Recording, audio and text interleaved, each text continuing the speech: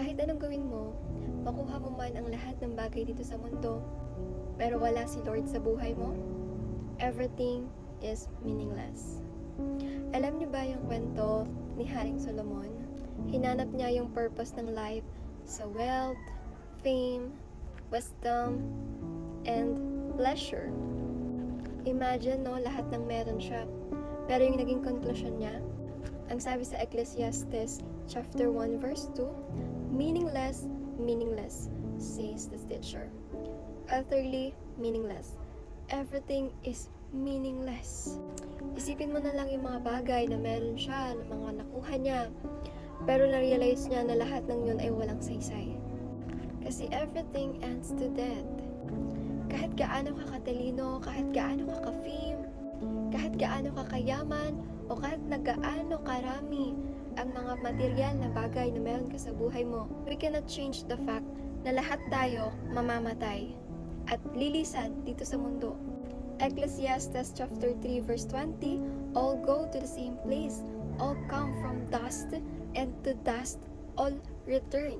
Kaya nakakalungkot yung mga tao na sobrang inuubos yung kanilang lakas, yung buong oras, buong buhay nila para sa mga material or sa mga bagay na ino-offer ng mundo, not knowing na lahat ng bagay dito sa mundo ay temporary lang.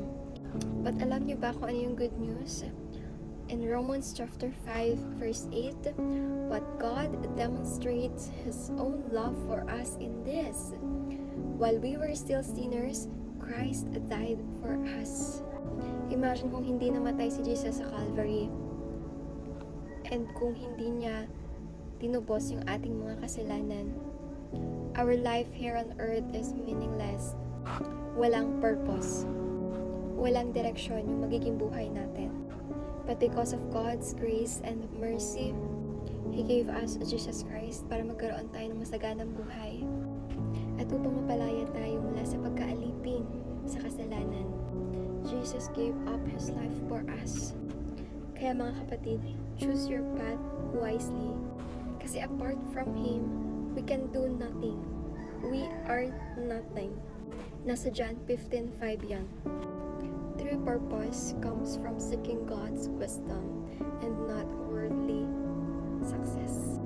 Kasi even the most gifted person is nawawala ng direksyon kapag wala silang Lord sa buhay. In the end, ang tunay na mayroong meaningful na buhay ay yung taong marunong sumunod sa Panginoon at yung tao na mayroong relationship sa ating buhay.